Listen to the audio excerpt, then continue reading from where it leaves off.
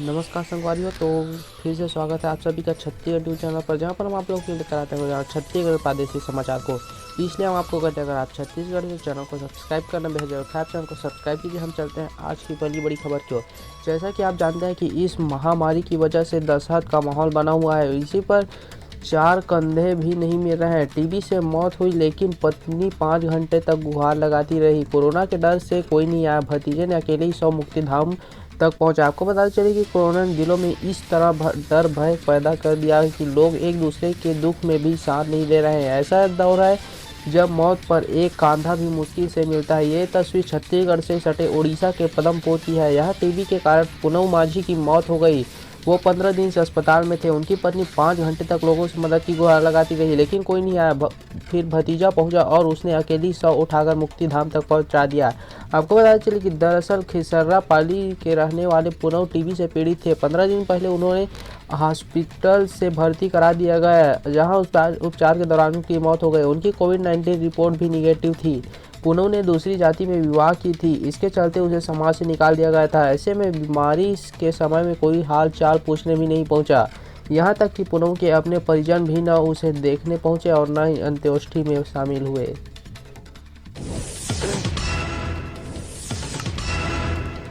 महासमुंद की जिला जेल से दोपहर 3:30 बजे 5 कैदी जो है फरार हो गए हैं। कंबल को जोड़कर 21 फीट ऊंची दीवार पर चढ़कर दूसरी ओर उन्हें उतरा। जेल स्कूटी से करते रहे पीछा। आपको पता चले कि महासमुंद जिले के जेल से गुरुवार दोपहर मौका पाकर 5 कैदी भाग गए। इनमें से 3 पर लूट और डकैती का मामला चल रहा है। एक बलात्कार का आरोपी आज 5वें को पुलिस ने ड्रग्स रखने के मामले में पकड़ा था। ये जेल की दीवार फांद कर भागे हैं। इनके फरार होते ही जेल में सायरन बज उठा। जेलर ने शहर की पुलिस को खबर की। इसके बाद अब भागे हुए कैदियों की तलाश जारी है। शहर के हर चेकिंग पॉइंट पर पुलिस अलर्ट है। अब हर आने जाने वाले की चेकिंग की जा रही है। भागे हुए कैदियों में धन सिंह, डमरूधर, राहुल, दौलत और करण शामिल है। पुलिस सूत्रों ने बताया कि जेल से भागने की प्लानिंग एक कैदी लंबे वक्त से कर रहे होंगे। मौका मिला तो अपनी प्लानिंग को अंजाम दे दिया। वहीं कैदियों की भागने की सूचना मिलते ही एएसपी मेघा टेम्भोरकर भी मौके पर पहुंची। वो फौरन जेल के सीसीटीवी कंट्रोल रूम में गई। वहां अफसरों ने देखा कि बंदी दीवार फांदकर भागने की कोशिश कर रहे हैं और दीवार की दूसरी ओर कूद गए। ये दीवार 21 फीट ऊंची है। इस दीवार को बड़ी आसानी कैदियों को पार कर जाना अफसरों को परेशान कर रहा है। फिलहाल पूरे शहर में नाकेबंदी कर दी गई है। अब भागे हुए बंदियों की जानकारी पेट्रोलिंग टीम को दी गई है। पुलिस की खास टीमें इन्हें ढूंढ के मिशन पर है।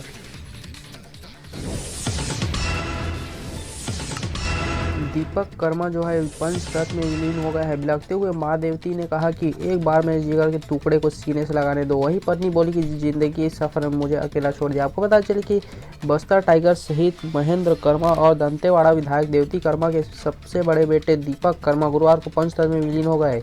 पीपीई किट पहनकर परिजनों ने उनके अंतिम दर्शन किए। इसके बाद 12 साल के बेटे आयुष ने अपने पिता की शव को मुखाग्नि दी। कोरोना संक्रमण के चलते सुबह से उनका रायपुर स्थित एमएमआई अस्पताल के उपचार के दौरान निधन हो गया था। दीपक कर्मा छत्तीसगढ़ प्रदेश कांग्रेस के महासचिव भी थे। रायपुर से दोपहर करीब 2 बजे कांग्रेस नेता दीपक कर्मा का पार्थिव शरीर एम्बुलेंस से उनके गृह गांव फरसपाल लाया गया।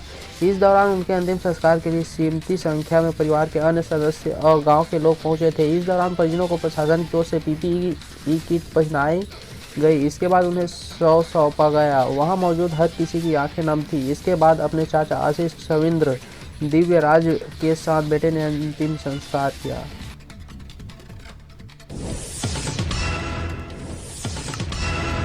छत्तीसगढ़ की राजधानी रायपुर में गुरुवार को लॉकडाउन के बीच अनलॉक जैसे हालात देखने को मिले। सड़कों पर भीड़ थी। कलेक्टर के आदेश की वजह से छोटी किराना दुकानें, मोटर मैकेनिक, बैंक, आटा चक्की और स्टेशनरी की दुकानें खुली नजर आई। पिछले 9 अप्रैल से किराना और दूसरी जरूरी चीज़ों के लिए परेशान होता आम आदमी इन दुकानों में ज़रूरत का सामान खरीदने पहुंचा। रायपुर की लगभग हर सड़क को 1 वे कर दिया गया था। गुरुवार को इन्हें खोल दिया जाए। जय स्तंभ चौक, संतोषी नगर, टिकरापारा, पचपेड़ी नाका जैसे हिस्सों की सड़कों से बैरिकेडिंग में छूट दिखाई दी। रविवार रायपुर में 17 मई तक कोई छूट वाली शर्तों के साथ लॉकडाउन बढ़ा है।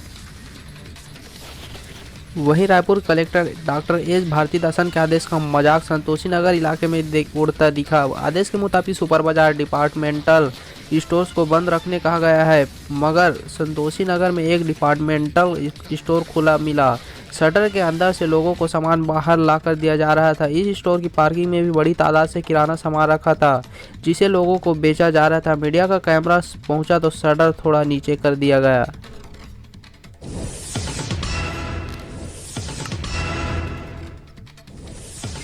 आज की अंतिम खबर के रूप में आपको बता दें कि छत्तीसगढ़ में जो है 18+ के टीकाकरण पर ग्रहण लग चुका है।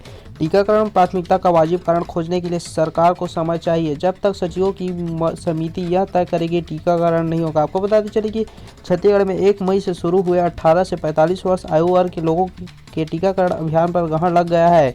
उच्च न्यायालय के फटकार के बाद सरकार पर टीकाकरण में कथित प्राथमिकता का वाजिब कारण तलाश रही है। इसमें वक्त लग सकता है। तब तक न्यायालय की तौहीन करने के आरोपों से बचने के लिए सरकार ने टीकाकरण को अनिश्चित काल के लिए स्थगित कर दिया है। स्वास्थ्य विभाग के उप सचिव सुरेंद्र सिंह बाघे ने बुधवार को टीकाकरण को स्थगित करने का आदेश जारी दिया। कलेक्टरों को जारी आदेश में कहा गया कि छत्तीसगढ़ उच्च न्यायालय ने स्वतः संज्ञान याचिका पर सुनवाई करते हुए मंगलवार को एक निर्देश दिया है। इसके मुताबिक स्वास्थ्य विभाग से 30 अप्रैल को जारी टीकाकरण में अंत्योदय, बीपीएल और एपीएल के आधार पर प्राथमिकता तय करने वाले आदेश को संशोधित करने को कहा गया है। उच्च न्यायालय ने कहा है कि इन वर्गों में टीकाकरण के अनुपात का निर्धारण कमजोर वर्गों, उनमें संक्रमण फैलने की संभावना और पात्र व्यक्तियों की संभावित संख्या के आधार पर होना चाहिए। इसका निर्धारण भी राज्य सरकार को करना है। इस अनुपात के निर्धारण में सरकार को कुछ समय लग सकता है। इस बीच अगर केवल अंत्योदय राशन कार्ड वालों को टीका लगाया गया तो उसे उच्च न्यायालय की अवहेलना माना जा सकता है। ऐसे में 30 अप्रैल के आदेश में संशोधन किए जाने तक 18 से 44 आयु के वर्गों के लोगों को टीकाकरण स्थगित किया जाता है। तो आज की खबर के सिलसिले पर को यहीं पर विराम करते हैं और मिलते हैं अगले वीडियो साथ। अगर आपको यह वीडियो अच्छा लगा तो वीडियो को लाइक करें, कमेंट करें तथा शेयर करना ना भूलें। साथ ही चैनल को सब्सक्राइब कर बेल आइकन के बटन को प्रेस कर ऑल नोटिफिकेशन ऑन कर लीजिए ताकि इसी तरह के रोजाना प्रादेशिक समाचार को सबसे पहले आप तक पहुंचाते रहे। धन्यवाद। जय जोहार, जय छत्तीसगढ़।